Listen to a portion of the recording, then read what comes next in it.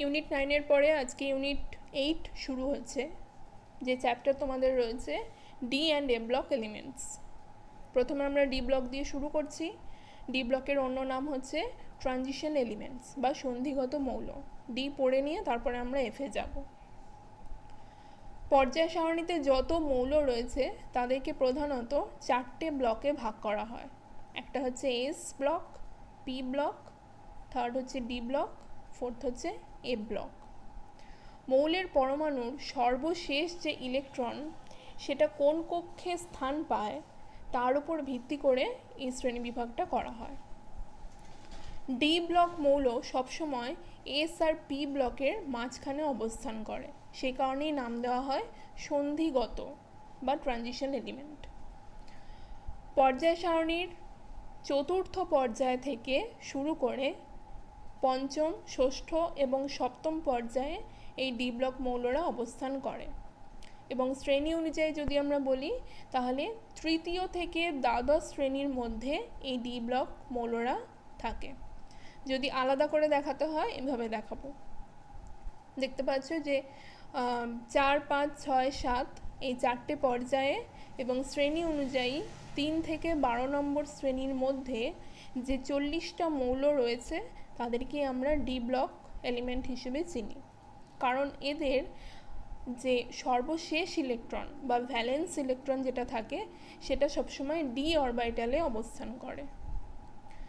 এদের সাধারণ ইলেকট্রন বিন্যাস হয় n-1 ডি 1 to 10, যে কোনো সংখ্যা থাকতে পারে, আর ns 1 or 2, কারণ এস অরবিটালে দুটো ইলেকট্রনই থাকতে পারে, হয় একটা থাকবে, নাহলে দুটো থাকবে, নাহলে কিছুই থাকবে না। তো এই 40টা মৌলকে আমরা সন্ধিগত মৌল হিসেবে চিনি। এই যে সাধারণ ইলেকট্রন বিন্যাসটা এখানে দেখানো হয়েছে, n এর মান 4 থেকে 7 হতে পারে। যদি 4s হয় তাহলে 3d থাকবে, বা যদি 5s হয় তাহলে 4d থাকবে। এইভাবে অরবিটালগুলো থাকবে। এই যে এই কটা 40টা মৌল, এদের ডি অরবিটাল কিন্তু গ্রাউন্ড স্টেটে সবসময় অসম্পূর্ণ অবস্থায় থাকে, হাফ ফিল্ড অবস্থায় বা পার্শিয়ালি ফিল্ড অবস্থায় থাকে। যে সমস্ত মৌলের পরমাণু, আমরা যদি ট্রানজিশন এলিমেন্টের ডেফিনেশন বলতে চাই তাহলে বলবো যে যে সমস্ত মৌলের পরমাণু স্থিত অবস্থায় বা কোনো স্থায়ী জারণ অবস্থায়, জারণ অবস্থায় মানে হচ্ছে +3 স্টেট বা +2 স্টেট, এই ধরনের অবস্থায় যদি আংশিকভাবে পূর্ণ ডি অরবিটাল শো করে তাহলে তাদেরকে আমরা বলি সন্ধিগত মৌল বা ট্রানজিশন এলিমেন্ট। সন্ধিগত মৌলকে 4টে সারিতে ভাগ করা হয়। ছবিতে দেখতেই পাচ্ছ 4টে পর্যায়ে এরা রয়েছে, সেই অনুযায়ী 4টে সারিতে আমরা ভাগ করছি। এবং প্রত্যেকটা সারিতে কারা রয়েছে তাদের কী ধরনের ইলেকট্রনিক কনফিগারেশন আমরা সারি ওয়াইজ প্রত্যেককে দেখে নেব। প্রথমে ফার্স্ট ট্রানজিশন সিরিজ, প্রথম সন্ধিগত শ্রেণী, যাকে আমরা বলছি 3D সারি। এরা মূলত চতুর্থ পর্যায়ের মৌল। এদের যোজক ইলেকট্রন 3D অরবিটালে থাকে। দেখতে পাচ্ছ কারা রয়েছে, স্ক্যান্ডিয়াম থেকে শুরু হয়ে জিঙ্ক অবধি পরপর রয়েছে। Scandium, titanium, vanadium, chromium, manganese, iron, cobalt, nickel, copper, zinc. স্ক্যানাডিয়ামের অ্যাটমিক নাম্বার হচ্ছে 21 থেকে শুরু করে জিঙ্ক হচ্ছে 30, 21 to 30, 10টা এলিমেন্ট এই সারিতে রয়েছে, চতুর্থ পর্যায়ের মৌল। এবং যেহেতু এদের ভ্যালেন্স ইলেকট্রন 3D অরবিটালে থাকে সে কারণে এদেরকে আমরা 3D সারি হিসেবে চিনি বা প্রথম সন্ধিগত সারি হিসেবে এদেরকে চিনি। প্রত্যেকটার ইলেকট্রনিক কনফিগারেশন নিচে তোমাদের দেখানো হয়েছে, যে ইলেকট্রন কিভাবে বিন্যস্ত হচ্ছে। স্ক্যানাডিয়ামের অ্যাটমিক নাম্বার হচ্ছে 21, সেখানে ইলেকট্রনিক কনফিগারেশন দেখো, আর্গন 3d1 4s2, আর্গন মানেই হচ্ছে 18। তো স্ক্যানাডিয়াম যেহেতু 21, 18 বাদ দিলে আর 3টে পড়ে থাকে ইলেকট্রন। প্রথমে 4s অরবিটাল ফিলিং হবে, বাকি যেটা পড়ে থাকবে সেটা 3d অরবিটালে ঢুকবে। 4s2 3d1। নেক্সট হচ্ছে টাইটেনিয়াম। টাইটেনিয়াম হলো 22। তাহলে আর্গন 3d2 4s2, আগে 4s ফিলিং হবে, তারপরে 3d-তে সেটা ঢুকবে, বাকি দুটো ঢুকবে। নেক্সট হচ্ছে ভ্যানাডিয়াম। ভ্যানাডিয়ামের ক্ষেত্রে হচ্ছে 23-এর ক্ষেত্রে আর্গন হবে 18, আর দুটো ঢুকবে 4s-এ, বাকি 3টে ঢুকে যাবে 3d-তে। ক্রোমিয়ামের ক্ষেত্রে দেখতে বলবো, ক্রোমিয়াম হচ্ছে 24। এক্ষেত্রে ইলেকট্রনিক কনফিগারেশন দেখো, আর্গন 3d5 4s1, এটা হওয়ার দরকার ছিল 3d4 4s2, কিন্তু যেহেতু ডি অরবিটাল হাফ ফিল্ড কন্ডিশনে বেশি স্টেবিলিটি দেখায়, সে কারণে এস থেকে একটা ইলেকট্রন ডি অরবিটালে চলে এসছে এবং ইলেকট্রনিক কনফিগারেশন দাঁড়াচ্ছে 3d5 4s1। ক্রোমিয়ামের পরে আসছি ম্যাঙ্গানিজ। ম্যাঙ্গানিজের ক্ষেত্রে দেখো most stable conformation 3d5 4s2। তারপরে আসছে আয়রন। আয়রনের ক্ষেত্রে, কোবাল্টের ক্ষেত্রে এবং নিকেলের ক্ষেত্রে পরপর যেরকম ডিতে একটা করে ইলেকট্রন বেড়েছে, নর্মাল আছে। সোজা চলে যাও কপারে। কপারে দেখো 3d10 4s1 কনফিগারেশন, এখানে হওয়া উচিত ছিল 3d9 4s2, কিন্তু যেহেতু ফুলফিল্ড ডি অরবিটাল মোর স্টেবিলিটি দেখায়, সে কারণে এস অরবিটাল থেকে একটা ইলেকট্রন চলে এসছে 3d-তে, 3d10 4s1। নেক্সট আবার জিঙ্কে যেরকমটা হওয়ার দরকার ছিল 3d10 4s2 নর্মালি আছে। এখানে জিঙ্কের ক্ষেত্রে ইলেকট্রনিক কনফিগারেশন দেখো 3d10 4s2 মানে হচ্ছে ডি অরবিটাল কমপ্লিটলি ফিল্ড, কিন্তু আমরা সন্ধিগত মৌল হিসেবে যে ডেফিনেশনটা একটু আগেই দেখলাম, সেখানে দেখলাম যে ডি অরবিটাল কিন্তু আংশিকভাবে পূর্ণ থাকবে, কিন্তু জিঙ্কের ক্ষেত্রে সেটা হচ্ছে না, ডি অরবিটাল কমপ্লিটলি ফিল্ড কন্ডিশনে রয়েছে। যদি জিঙ্কের আমরা কোনো আয়ন নিই, যেরকম জিঙ্ক সাধারণত Zn2+ আয়ন দেখায়, তো 2+ হতে হলে 4s থেকে দুটো ইলেকট্রন বেরিয়ে যাবে, সেক্ষেত্রেও কিন্তু ইলেকট্রনিক কনফিগারেশন Zn2+-এর ক্ষেত্রে 3d10ই থাকবে। সুতরাং ডি অরবিটাল কিন্তু জিঙ্কের স্থির অবস্থায় বা কোনো স্থায়ী জারণ অবস্থায় কোনোটাতেই কিন্তু আংশিকভাবে পূর্ণ থাকছে না, সম্পূর্ণভাবে ভর্তি থাকছে ইলেকট্রন দ্বারা। কাজেই জিঙ্ককে আমরা কোনোভাবেই সন্ধিগত মৌলর মধ্যে ফেলতে পারি না। সুতরাং স্ক্যানাডিয়াম থেকে কপার অবধি এই 9টা মৌল সন্ধিগত মৌল, আদারওয়াইজ জিঙ্ক কিন্তু সন্ধিগত মৌল নয়। সেকেন্ড ট্রানজিশন সিরিজে যাচ্ছি, সেখানে দেখো দ্বিতীয় সন্ধিগত সারি, এরা সাধারণত পঞ্চম পর্যায়ের মৌল। এক্ষেত্রে এই সমস্ত মৌলর ক্ষেত্রে যোজক ইলেকট্রন 4d অরবিটালে প্রবেশ করে। ফার্স্ট ট্রানজিশন সিরিজে 3d অরবিটালে প্রবেশ করছিল, আর সেকেন্ড সারির ক্ষেত্রে 4d অরবিটালে লাস্ট ইলেকট্রনটা প্রবেশ করছে। এবং এখানেও 10টা মৌল, প্রথম সারির মতন দ্বিতীয় সারিতেও 10টা মৌল রয়েছে, ইট্রিয়াম থেকে শুরু করে ক্যাডমিয়াম অবধি। ইট্রিয়ামের অ্যাটমিক নাম্বার 39 থেকে শুরু হয়েছে এবং ক্যাডমিয়ামে শেষ হয়েছে 48। ইলেকট্রনিক কনফিগারেশন ক্রিপ্টন দিয়ে হবে, কারণ ক্রিপ্টন হচ্ছে 36, তাহলে 39-এর জন্য আরও 3টে ইলেকট্রন পড়ে রইল। প্রথমে এস ফিলিং হবে 5s, 5s-এ দুটো ঢুকে যাচ্ছে, বাকি একটা লাস্ট ইলেকট্রন ঢুকছে 4d-তে। সেরকমই জার্কোনিয়াম, নিওবিয়াম, জার্কোনিয়ামে যেরকমটা হওয়ার সেরকমটাই হয়েছে, ডিতে দেখো একটা ইলেকট্রন বেড়ে গেছে, 39 থেকে 40 হয়েছে বলে, কিন্তু নিওবিয়ামের ক্ষেত্রে দেখো 41 হয়েছে। 41-এর জন্য হওয়া উচিত ছিল ইলেকট্রনিক কনফিগারেশন 4d3 5s2, কিন্তু হয়েছে 4d4 5s1। নিওবিয়ামের ক্ষেত্রে যেটা হয়েছে সেম তোমরা দেখতে পাবে রুথেনিয়ামের ক্ষেত্রে এবং রোডিয়ামের ক্ষেত্রে, সেখানেও খেয়াল করলে দেখবে যে 5s থেকে একটা ইলেকট্রন 4d-তে চলে আসছে, এবং এক্ষেত্রে কিন্তু হাফ ফিল্ড বা ফুল ফিল্ড ডি অরবিটাল কোনোটাই হচ্ছে না, অথচ ওরা 5s থেকে 4d-তে আসছে। এর পেছনে রিজনটা হচ্ছে নিউক্লিয়াস ইলেকট্রনের যে আকর্ষণ বল সেটা ইলেকট্রন রিপালশনের থেকে বেশি। যার জন্য ওরা 5s অরবিটাল থেকে 4dতে ট্রান্সফার করছে। যারা হাফ ফিল্ড আর ফুল ফিল্ড কন্ডিশনের জন্য এক্সট্রা স্টেবিলিটি পাচ্ছে, যেরকম এখানে দেখতে পাচ্ছ মলিবডেনামের ক্ষেত্রে, প্যালাডিয়ামের ক্ষেত্রে এবং সিলভারের ক্ষেত্রে, এদের এই তিনটে মৌলর ক্ষেত্রে দেখবে প্রথমটায় মলিবডেনামের ক্ষেত্রে 4d5 মানে হাফ ফিল্ড ডি অরবিটাল থাকছে, মোর স্টেবল। আর প্যালাডিয়াম আর সিলভারের ক্ষেত্রে খেয়াল করে দেখো 4d10 রয়েছে, তার মানে এরা ফুলফিল কন্ডিশনে রয়েছে বেশি স্টেবিলিটি পাওয়ার জন্য। 5s অরবিটাল থেকে ইলেকট্রন 4dতে শিফট করে আসছে। এটা হয়ে গেল সেকেন্ড ট্রানজিশন সিরিজ।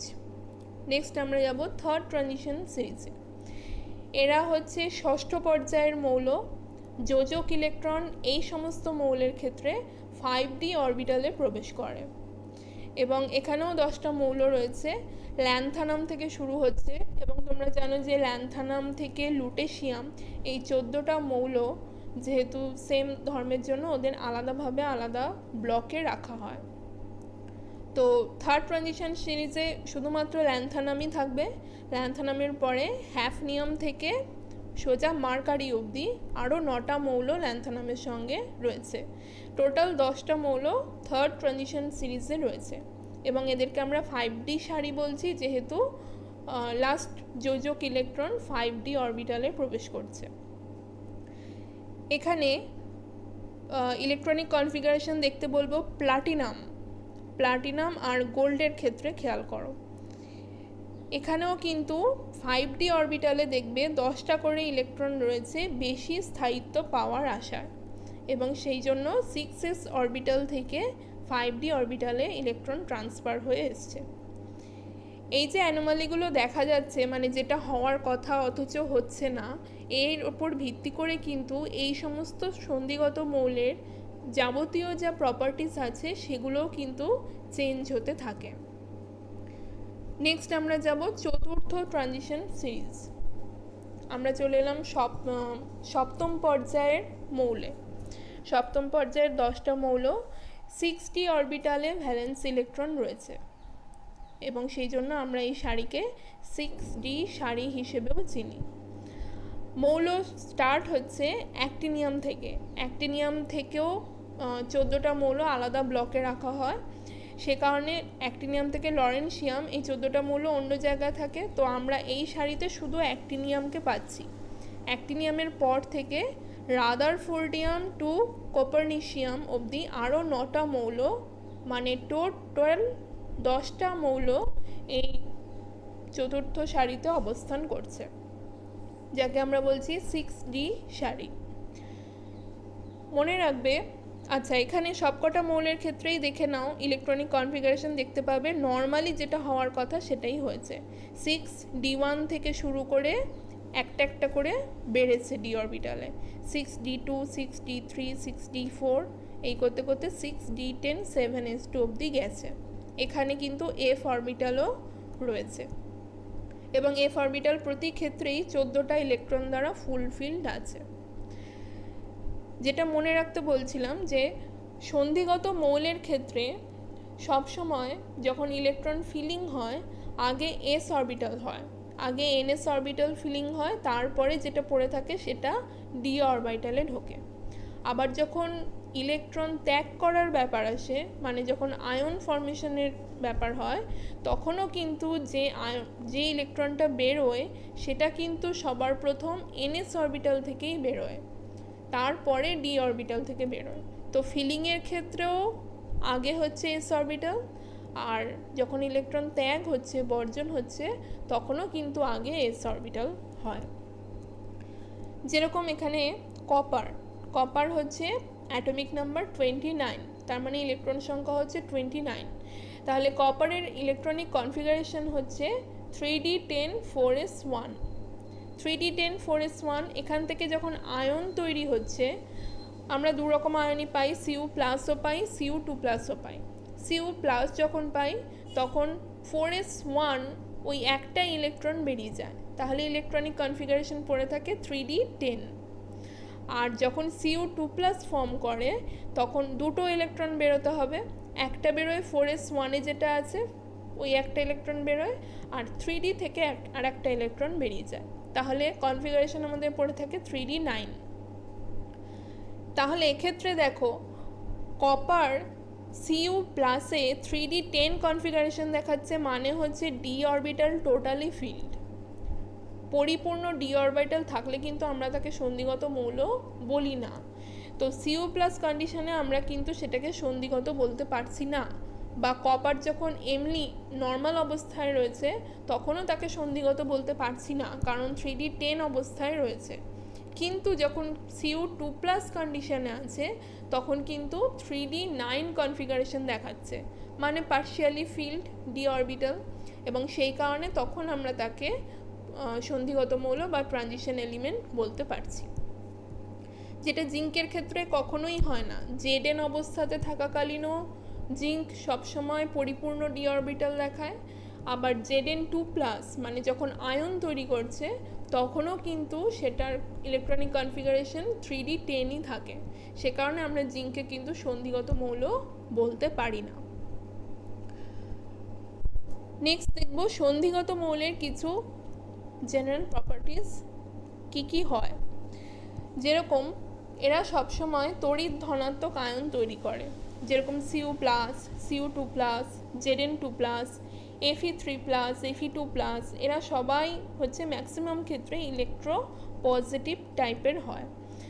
জটিল লবণ তৈরি করে, তোমাদের এর আগে জটিল কম্পাউন্ডের চ্যাপ্টার হয়েছে কোঅর্ডিনেশন কম্পাউন্ড, সেখানে যত লবণ তোমরা পড়েছো, যে পটাশিয়াম ফেরোসায়ানাইড, তারপরে কোবাল্টের বিভিন্ন লবণ, নিকেল টেট্রাকার্বনিল, বিভিন্ন লবণের ক্ষেত্রে ম্যাক্সিমাম ক্ষেত্রেই দেখা যায় যে সন্ধিগত মৌলরাই ওই সেন্ট্রাল আয়ন হিসেবে উপস্থিত আছে। আচ্ছা, থার্ড হচ্ছে এরা অনুঘটক হিসেবে কাজ করে, বিক্রিয়ার বেগ বাড়ায় কমায়। বিভিন্ন জারণ স্তর দেখা যায়, একই মৌল অনেকগুলো অক্সিডেশন স্টেট দেখায়, যেরকম একটু আগেই কপার দুটো অক্সিডেশন স্টেট তোমরা দেখতে পেলে, একটা +1 একটা +2, সেরকম এফির ক্ষেত্রেও +2 +3 দুটো অক্সিডেশন স্টেট আমরা পাই। আচ্ছা, 5 নম্বর বলছে এরা ধাতু সংকর তৈরি করে। 6 নম্বর বলছে বর্ণযুক্ত লবণ তৈরি করে। বর্ণযুক্ত লবণ কেমন করে করে তোমাদের ডিডি ট্রানজিশন পড়িয়েছিলাম কোঅর্ডিনেশন কম্পাউন্ড চ্যাপ্টারে, সেটা দিয়ে আমরা পরে দেখব। এই প্রত্যেকটা টপিকে আমরা আলাদা করে দেখব পরে। নাম্বার 7 হচ্ছে প্যারাম্যাগনেটিক প্রকৃতির হয়। আনপেয়ার্ড ইলেকট্রন থাকলে তোমরা জানো প্যারাম্যাগনেটিজম শো করে, এবং যেহেতু ডি অরবিটাল এখানে হাফ ফিল্ড বা পার্শিয়ালি ফিল্ড কন্ডিশনে আছে, সেহেতু আনপেয়ার্ড ইলেকট্রন তো থাকতেই পারে। নাম্বার 8 বলছে ক্ষার ধাতু বা ক্ষারীয় মৃত্তিকা ধাতু অপেক্ষা বেশি ঘনত্ব দেখায়। নাম্বার 9 বলছে সন্ধিগত মৌল পারদ ছাড়া ম্যাক্সিমামই কঠিন হয়, পারদই একমাত্র তরল। আচ্ছা, 10 বলছে গলনাঙ্ক স্ফুটনাঙ্ক বেশি হয় এদের ক্ষেত্রে, আয়নীভবন বিভব বেশি হয়, এবং এরা ইন্টারস্টিশিয়াল যৌগ তৈরি করে। ইন্টারস্টিশিয়াল মানে হচ্ছে কতগুলো পরমাণুর ভেতরকার যে মধ্যবর্তী স্থানটা ফাঁকা থাকে সেই স্পেসটাকে বলা হয় ইন্টারস্টিশিয়াল। তো সেখানে যদি অন্য কেউ এসে দখল করে সেই জায়গা, তো ইন্টারস্টিশিয়াল যৌগ তৈরি হয়ে যায়। সন্ধিগত মৌলরা এই ধরনের যৌগ উৎপন্ন করে। তো এই ধরনের প্রপার্টিজ আমরা একে একে প্রত্যেকটা ক্যারেক্টারিস্টিক দেখে নেব যে কিভাবে হচ্ছে। তোমাদের সিলেবাসে যে ফার্স্ট ট্রানজিশন সিরিজটা রয়েছে সেই সারিটাকেই একটু ডিটেলে পড়ার রয়েছে তোমাদের এইচএসসি সিলেবাসে। তো আমরা ফার্স্ট ট্রানজিশন এলিমেন্ট নিয়ে আলোচনা করব। স্ক্যানাডিয়াম থেকে শুরু হচ্ছে, জিঙ্কে গিয়ে শেষ হচ্ছে। স্ক্যানাডিয়াম হচ্ছে 21 আর জিঙ্ক হচ্ছে 30, মাঝখানে টোটাল আরও 8টা এলিমেন্ট রয়েছে, টোটাল 10টা এলিমেন্ট রয়েছে। তো প্রত্যেকটার ইলেকট্রনিক কনফিগারেশন নিচে দেওয়া আছে। যে প্রপার্টিটা আমরা পড়ছি সেটা হচ্ছে পারমাণবিক ব্যাসার্ধ। সন্ধিগত মৌলের ক্ষেত্রে পরমাণু ক্রমাঙ্ক যত বৃদ্ধি পায় পারমাণবিক ব্যাসার্ধ ক্রমশ কমে।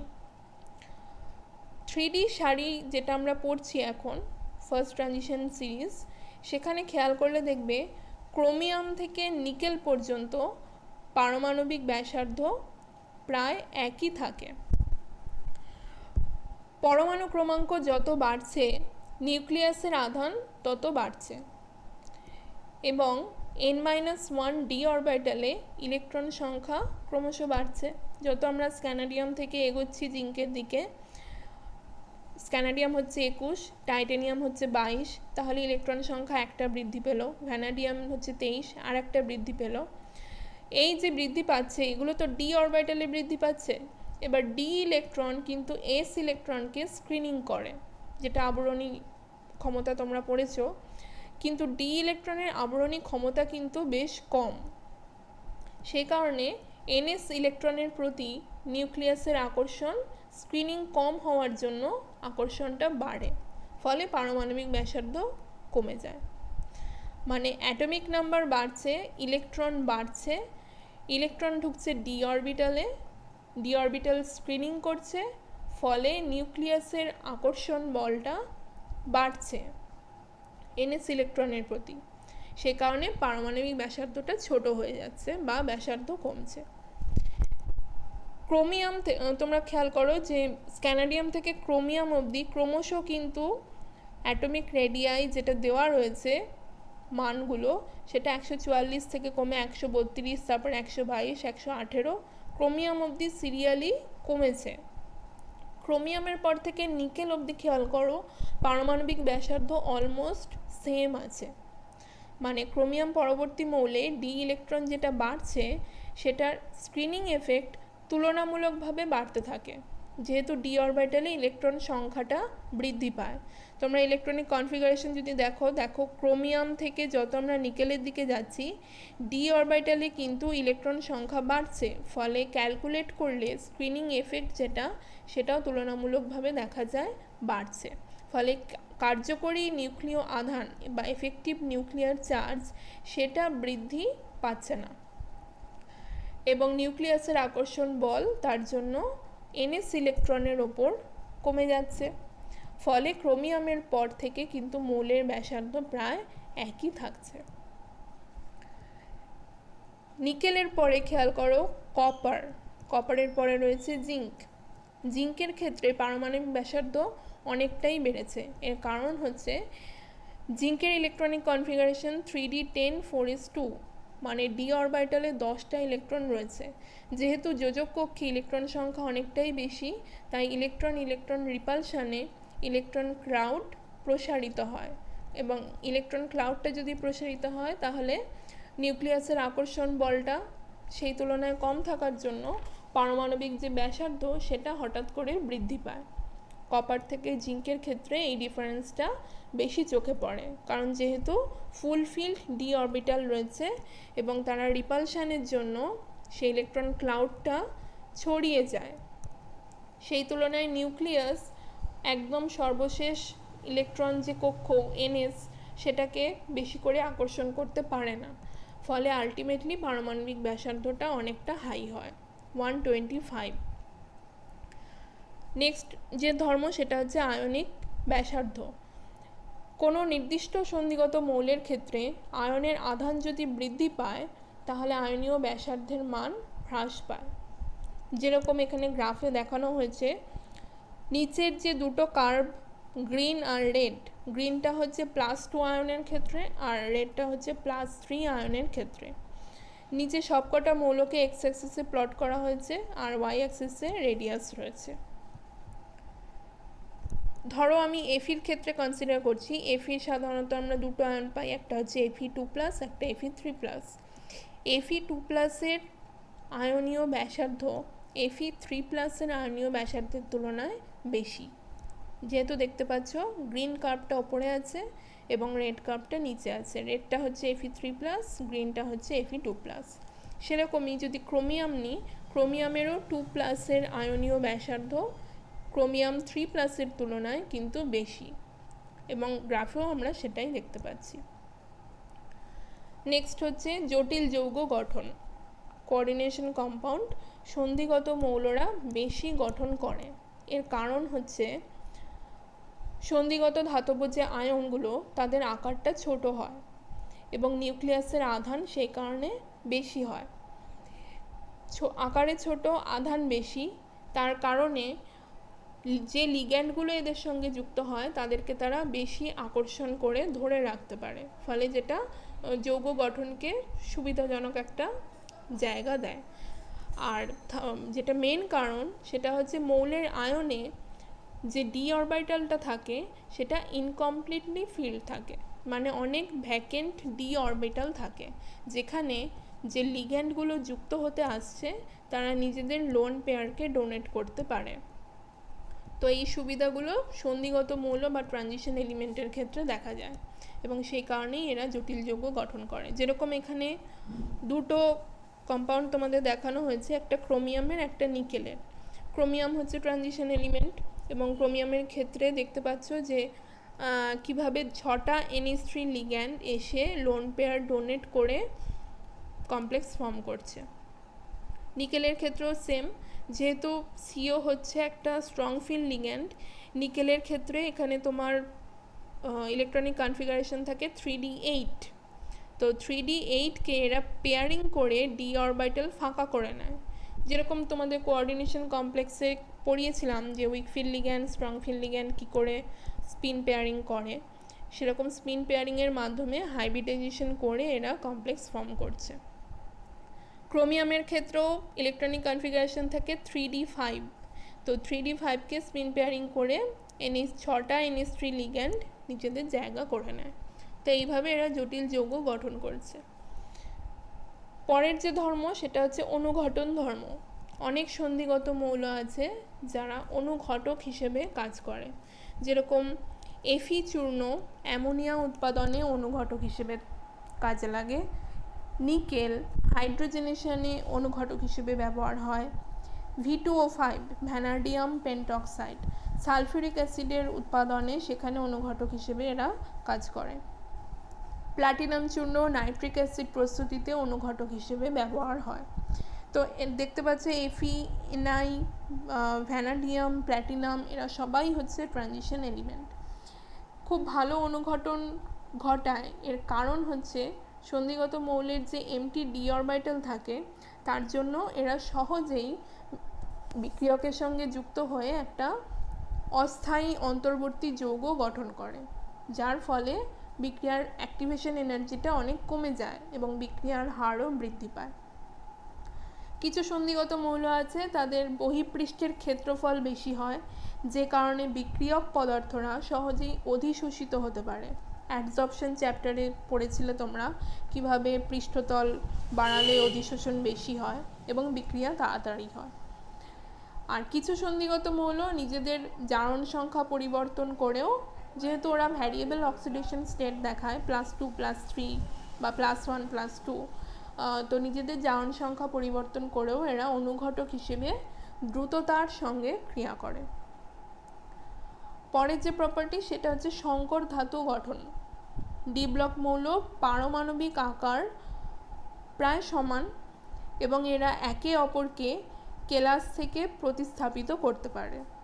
একটু আগেই যখন পারমাণবিক ব্যাসার্ধ নিয়ে বললাম, দেখতে পেলে যে বেশ কিছু সন্ধিগত মৌলের পারমাণবিক ব্যাসার্ধ প্রায় কাছাকাছি। ক্রোমিয়াম থেকে নিকেল পর্যন্ত ওদের অ্যাটমিক যে রেডিয়াই সেটা অলমোস্ট সেম থাকে, যে কারণে একজনকে সরিয়ে অপরে কিন্তু জায়গা করে নিতে পারে। এবং যেটা ছবিতে দেখতে পাচ্ছ যে একটা অ্যাটমকে সরিয়ে অন্য অ্যাটম জায়গা করে নিচ্ছে। তো এই প্রতিস্থাপনের ফলে ধাতু সংকর গঠন হয়। যেরকম পিতলের মধ্যে কপার আর জিঙ্ক থাকে, তো এটা যদি একটা জিঙ্কের ল্যাটিস হয়, কতগুলো জিঙ্ককে সরিয়ে সেখানে যদি কপার নিজেদের জায়গা করে নেয়, তাহলে কপার আর জিঙ্কের মিশ্রণে আমরা পিতল সংকর ধাতু পেয়ে যাচ্ছি। নেক্সট যে প্রপার্টি সেটা হচ্ছে বর্ণযুক্ত লবণ তৈরি করে। কিভাবে কালার কমপ্লেক্স দেখায় সেটা কোঅর্ডিনেশন কম্পাউন্ডে পড়িয়েছিলাম, এবং যে কারণে মেনলি এটা হয় সেটা হচ্ছে ডিডি ট্রানজিশন। যৌগ গঠনের সময় যে অ্যানায়নটা থাকে সেই অ্যানায়নের উপস্থিতিতে ডি অরবিটাল দুটো শক্তি স্তরে বিশ্লিষ্ট হয়ে যায় এবং সেটাকে তোমরা জানো বলে crystal field splitting. Electron DD transition ঘটায়, মানে T2G থেকে EGতে এক্সাইটেশনের মাধ্যমে চলে যায় এবং যে আলোকরশ্মিটা শোষণ করে যায় ঠিক তার পরিপূরক রঙটাই আমরা দেখতে পাই।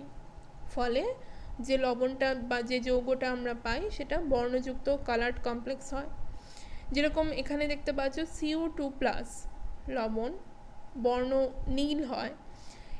Cu2+-এর ডি অরবিটাল ভেঙে দুটো সেটে ভাগ হয়ে গেছে T2G আর Eg। তো গ্রাউন্ড স্টেটে কনফিগারেশন থাকে 3d9 4s 0। 3dতে যে 9টা ইলেকট্রন থাকে তারা ভেঙে গিয়ে T2Gতে থাকে 6টা, Egতে থাকে 3টে ওপরের ছবিতে। যখনই এটা এক্সাইটেড কন্ডিশনে যাচ্ছে তখন T2Gতে হয়ে যাচ্ছে 5টা, আর একটা ইলেকট্রন এক্সাইটেড হয়ে ইজিতে ট্রান্সফার হচ্ছে, Eg4 হয়ে যাচ্ছে। তাহলে এই যে ইলেকট্রনটা ট্রান্সফার হলো, ডিডি ট্রানজিশন ঘটলো, যে কালারটা শোষণ হলো ঠিক তার পরিপূরক রঙটা অর্থাৎ কপারের ক্ষেত্রে আমরা নীল রং দেখতে পাচ্ছি। পরের যে এক্সাম্পলটা সেটা হচ্ছে টাইটেনিয়াম হেক্সাহাইড্রেট লবণের ক্ষেত্রে Ti3+ আয়ন থাকে। Ti3+ আয়নে ডি অরবিটালে একটাই ইলেকট্রন থাকে এবং সেটা গ্রাউন্ড স্টেটে T2G স্তরে বিলং করে। তো যখনই সেটা এক্সাইটেড হয় সেই একটা ইলেকট্রন T2G থেকে ইজিতে ট্রান্সফার হয়, ফলে যে আলোকরশ্মিটা শোষণ করে ঠিক তার পরিপূরক রঙটা আমরা পাই। T2G1 Eg0 থেকে এক্সাইটেড স্টেটে হয়ে যাচ্ছে T2G0 Eg1। তাহলে এইভাবে সন্ধিগত মৌল কপার, টাইটেনিয়াম এরা তো সবাই ট্রানজিশন এলিমেন্ট, তো এরা বর্ণযুক্ত লবণ তৈরি করে। পরের যে ধর্মটা সেটা হচ্ছে ইন্টারস্টিশিয়াল যৌগ গঠন করে। ইন্টারস্টিশিয়াল মানে হচ্ছে ওই যে ছবিতে দেখানো হয়েছে 4টে পরমাণুর মাঝের যে ফাঁকা স্থান সেটাই হচ্ছে ইন্টারস্টিশিয়াল স্পেস। তো সন্ধিগত মৌল তাদের কেলাস জালকে উপস্থিত পরমাণুর যে মধ্যবর্তী শূন্য স্থান সেখানে বিভিন্ন ক্ষুদ্র মৌল যেরকম হাইড্রোজেন, হিলিয়াম, লিথিয়াম, বেরিলিয়াম এদেরকে অন্তর্ভুক্ত করে নিয়ে ইন্টারস্টিশিয়াল যৌগ গঠন করতে পারে। যেরকম টাইটেনিয়াম হাইড্রাইড TiH2, Fe3H এগুলো হচ্ছে এক্সাম্পল। পরের প্রপার্টি হচ্ছে ধাতব ধর্ম এবং ভৌত অবস্থা। সকল সন্ধিগত মৌলই কঠিন এবং শক্ত ধাতু হয় এবং এরা প্রত্যেকেই তাপ আর তড়িতের সুপরিবাহী। এখানে একটা জিনিস মনে রাখবে, যত বেশি আনপেয়ার্ড ইলেকট্রন ডি অরবিটালে থাকবে তত ধাতব পরমাণুর মধ্যে বন্ধন দৃঢ় হবে, কারণ দুটো পরমাণু ওই আনপেয়ার্ড ইলেকট্রনগুলোর মাধ্যমে বন্ড ক্রিয়েট করতে পারবে এবং যত বেশি আনপেয়ার্ড ইলেকট্রন থাকবে তত বেশি বন্ড ফর্মেশন হবে, ফলে ধাতব যে ধর্ম সেটা বৃদ্ধি পাবে, মেটালিক ক্যারেক্টার ইনক্রিজ করবে। যেহেতু সন্ধিগত মৌল আংশিকভাবে পূর্ণ থাকে ডি অরবিটালে, কাজেই আনপেয়ার্ড ইলেকট্রন তো থাকবেই। আংশিকভাবে পূর্ণ থাকলে একটা কি দুটো আনপেয়ার্ড ইলেকট্রন সবসময় ইলেকট্রনিক কনফিগারেশনগুলো ফলো করলেই তোমরা দেখতে পাবে, ফলে বন্ধন শক্তি জেনারেলি বেশিই হয় এবং ভৌত অবস্থাও এদের কঠিন হয়। ধাতব ধর্ম বাড়লে তো ভৌত অবস্থা কঠিন হবেই। ব্যতিক্রম হচ্ছে পারদ। পারদে ইলেকট্রনিক কনফিগারেশন থাকে 5d10 6s2। তো বুঝতেই পারছো ডি অরবিটাল হচ্ছে ফুললি ফিল্ড, কোনো আনপেয়ার্ড ইলেকট্রন থাকে না, ফলে যখন এরা বন্ধন তৈরি করতে যায় তো আনপেয়ার্ড ইলেকট্রন না থাকার জন্য এদের বন্ধন সেরকম দৃঢ় হয় না, ফলে আকর্ষণ বলটা কম থেকে যায়, যার জন্য এরা কঠিন অবস্থায় না থেকে তরল অবস্থাতেই এক্সিস্ট করে। কিন্তু যদি ক্রোমিয়ামের কথা বলি, ক্রোমিয়াম হচ্ছে 3d5 4s1। এখানে দেখো 6টা আনপেয়ার্ড ইলেকট্রন, তাহলে দুটো ক্রোমিয়াম যখন পরস্পর বন্ড ক্রিয়েট করবে তখন কিন্তু সেই বন্ধন অনেক বেশি দৃঢ় হবে, যার জন্য ক্রোমিয়ামকে আমরা কঠিন অবস্থাতে পাই কিন্তু পারদকে পাই না, পারদ থাকে তরল অবস্থায়। পরের প্রপার্টি গলনাঙ্ক এবং স্ফুটনাঙ্ক। এক্ষুনি যেটা বললাম আনপেয়ার্ড ইলেকট্রন দিয়ে, আনপেয়ার্ড ইলেকট্রন যত বেশি হবে ধাতব বন্ধন তত দৃঢ় হবে, ফলে তাদেরকে গলাতে বা ফোটাতে গেলে আমাদের বেশি তাপ প্রয়োজন হবে। কাজেই আনপেয়ার্ড ইলেকট্রন যত বেশি তাদের গলনাঙ্ক এবং স্ফুটনাঙ্ক তত বেশি। যেরকম এখানে অনেকগুলোর ক্ষেত্রেই ইলেকট্রনিক কনফিগারেশন দেখানো হয়েছে, স্ক্যানাডিয়াম, টাইটেনিয়াম, ভ্যানাডিয়াম তিনটের ক্ষেত্রে দেখো একটা করে আনপেয়ার্ড ইলেকট্রন বৃদ্ধি পেয়েছে, যার জন্য এদের গলনাঙ্ক বা স্ফুটনাঙ্কের মানও ওপরে মানগুলো দেওয়া আছে। স্ক্যানাডিয়াম থেকে ভ্যানাডিয়ামে কিন্তু মেল্টিং পয়েন্ট হাই হয়েছে। ক্রোমিয়ামে দেখতে পাচ্ছ যে ইলেকট্রন সংখ্যা অনেক বেশি, এই আনপেয়ার্ড ইলেকট্রনের সংখ্যা অনেক বেশি, যার জন্য ক্রোমিয়ামের ক্ষেত্রেও কিন্তু সেম স্টেবিলিটি দেখানোর কারণে 3d5 4s1 এখানে যেহেতু হাফ ফিল্ড ডি ইলেকট্রন, সেই কারণে মোর স্টেবিলিটির জন্য এখানে মেল্টিং পয়েন্ট একটু ফল করেছে। তারপরে যদি আবার দেখো এফি থেকে নিকেল অবধি, সেখানে দেখতে পাবে আনপেয়ার্ড ইলেকট্রন ক্রমশ কমেছে, যেহেতু ইলেকট্রন সংখ্যা বাড়ছে এবং ডি অরবিটালে তারা ঢুকছে। আনপেয়ার্ড ইলেকট্রন এফির ক্ষেত্রে হচ্ছে 4টে, কোবাল্টের ক্ষেত্রে 3টে, নিকেলের ক্ষেত্রে হয়ে যাচ্ছে 2টো। তাহলে আনপেয়ার্ড ইলেকট্রন কমার জন্য তাদের বন্ধন ক্রমশ লুজ হয়ে যাচ্ছে এবং যার ফলে সেটা স্ফুটনাঙ্ক কম করতে সাহায্য করছে। সে কারণে এফির থেকে যত নিকেলের দিকে যাবে তত মেল্টিং পয়েন্ট ক্রমশ কমবে। কপারের ক্ষেত্রেও কমেছে, জিঙ্কের ক্ষেত্রেও কমবে। পরের যে প্রপার্টি সেটা হচ্ছে চৌম্বক ধর্ম। চৌম্বক ধর্ম, ম্যাগনেটিক মুভমেন্ট, তোমাদের ম্যাগনেটিক মুভমেন্টের আগে ফর্মুলা পড়িয়েছিলাম √n × n+2। আর কোনো আনপেয়ার্ড যদি ইলেকট্রন থাকে তাহলে প্যারাম্যাগনেটিজম দেখায়, যদি আনপেয়ার্ড ইলেকট্রন না থাকে তাহলে ডায়াম্যাগনেটিজম দেখায়, এগুলো জানো। সেরকমই এখানে ট্রানজিশন এলিমেন্ট Fe2+ এর ক্ষেত্রে কনফিগারেশন দেখানো হয়েছে 3d6, তার মানে আনপেয়ার্ড ইলেকট্রন আছে 4টে। তাহলে n এর জায়গায় আমরা যদি 4 বসাই তাহলে ম্যাগনেটিক মুভমেন্টের মান পেয়ে যাচ্ছি 4.89 বোর ম্যাগনেটন। সেরকম Mn2+ এর ক্ষেত্রে 3d5, তাহলে নাম্বার অফ আনপেয়ার্ড ইলেকট্রনস 5, তাহলে এক্ষেত্রে ম্যাগনেটিক মুভমেন্ট পাচ্ছি 5.91 বোর ম্যাগনেটন। এইভাবে সমস্ত ট্রানজিশন এলিমেন্টের আয়নের জন্য আমরা কিন্তু চৌম্বক ভ্রামকের মান নির্ণয় করতে পারি, এবং যদি কোনো আনপেয়ার্ড ইলেকট্রন থাকে তারা প্যারাম্যাগনেটিজম শো করবে, যদি কোনো আনপেয়ার্ড ইলেকট্রন না থাকে তাহলে তারা ডায়াম্যাগনেটিজম শো করবে। এটা হয়ে গেল চৌম্বক ধর্ম। লাস্ট যে প্রপার্টিটা আজকে দেখাবো সেটা হচ্ছে ডেনসিটি, ঘনত্ব, সন্ধিগত মৌলের ঘনত্ব। পর্যায় বরাবর যত বাঁ দিক থেকে ডান দিকে যাওয়া হবে পরমাণু ক্রমাঙ্ক বৃদ্ধি পাবে, এবং পরমাণু ক্রমাঙ্ক বৃদ্ধির সঙ্গে সঙ্গে কিন্তু পারমাণবিক ব্যাসার্ধটা কমতে থাকে। তাহলে পরমাণু ক্রমাঙ্ক বাড়ছে মানে নিউক্লিয়াসের আধান বাড়ছে, কিন্তু পারমাণবিক ব্যাসার্ধ কমছে, ফলে ঘনত্ব বৃদ্ধি পায়। স্ক্যানাডিয়াম থেকে যত ক্রোমিয়ামের দিকে যাবে দেখবে পারমাণবিক ব্যাসার্ধ হ্রাস পায়, কিন্তু খেয়াল করে দেখো এদের অ্যাটমিক নাম্বার বাড়ে, তার মানে হচ্ছে নিউক্লিয়ার চার্জও বাড়ে। তাহলে নিউক্লিয়ার চার্জ বাড়ছে কিন্তু সাইজ কমছে, তার মানে কি ইলেকট্রনের ঘনত্বটা ক্রমশ বৃদ্ধি পাচ্ছে। সেই মতনই যদি আমরা গ্রাফ আঁকি, এক্স অ্যাক্সিস বরাবর গ্রুপ নাম্বার মানে শ্রেণীর সংখ্যা আর ওয়াই অ্যাক্সিস বরাবর ডেনসিটি প্লট করা হয়েছে। তো আমরা যত স্ক্যানাডিয়াম থেকে ক্রোমিয়ামের দিকে যাব দেখব যে ডেনসিটি ক্রমশ বাড়ছে। ক্রোমিয়াম থেকে ম্যাঙ্গানিজ অলমোস্ট সেম ডেনসিটি থাকে, কারণ খেয়াল করে দেখো ওপরে পারমাণবিক ব্যাসার্ধ এদের একই এবং নিউক্লিয়ার চার্জও সেই তুলনায় খুব একটা বাড়ে না, এবং সেই কারণেই ডেনসিটি অলমোস্ট সেম থাকে।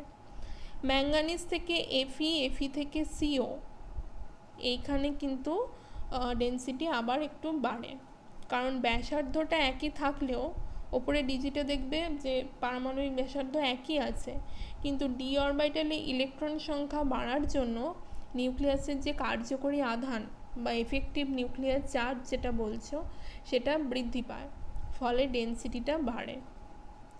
ম্যাঙ্গানিজ থেকে এফি, এফি থেকে কোবাল্ট। আবার কোবাল্ট, নিকেল আর কপার এই তিনজনের আবার কিন্তু ডেনসিটি অলমোস্ট সেম থাকে। কারণ হচ্ছে রেডিয়াই মানে পারমাণবিক ব্যাসার্ধটা প্রায় কাছাকাছি, নিউক্লিয়ার চার্জ বাড়ছে কিন্তু যে আনপেয়ার্ড ইলেকট্রনগুলো থাকে সেগুলো নিয়ে যদি কার্যকরী নিউক্লিয়ার চার্জ ক্যালকুলেট করা হয় তাহলে দেখা যায় যে এফেক্টিভ নিউক্লিয়ার চার্জ কিন্তু সেইভাবে বাড়ে না, তাহলে সে কারণে ডেনসিটি প্রায় সমানই থাকে। কপার থেকে জিঙ্কে আবার ডেনসিটি একটু ফল করে, কারণ জানো যে জিঙ্কের সাইজ একটু বড়, কারণ জিঙ্কে অনেকগুলো ইলেকট্রন থাকে, তাদের মধ্যে রিপালশন হয়, ফলে ইলেকট্রন ক্লাউডটা এক্সটেন্ড করে যায়, ফলে পরমাণুর আকারটাও একটু বেড়ে যায়।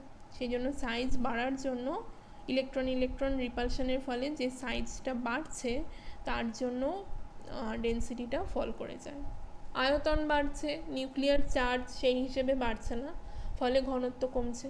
সে কারণে আমরা জিঙ্কের কার্ভটা দেখছি কপারের থেকে অনেকটা নিচে নেমে গেছে। তো এই হচ্ছে আজকে মোটামুটি 10-11টা প্রপার্টি নিয়ে আলোচনা হলো, আরও আছে বাকি, সেগুলো তাহলে পরের দিন হবে। সকলে সুস্থ থাকবে, সাবধানে থাকবে।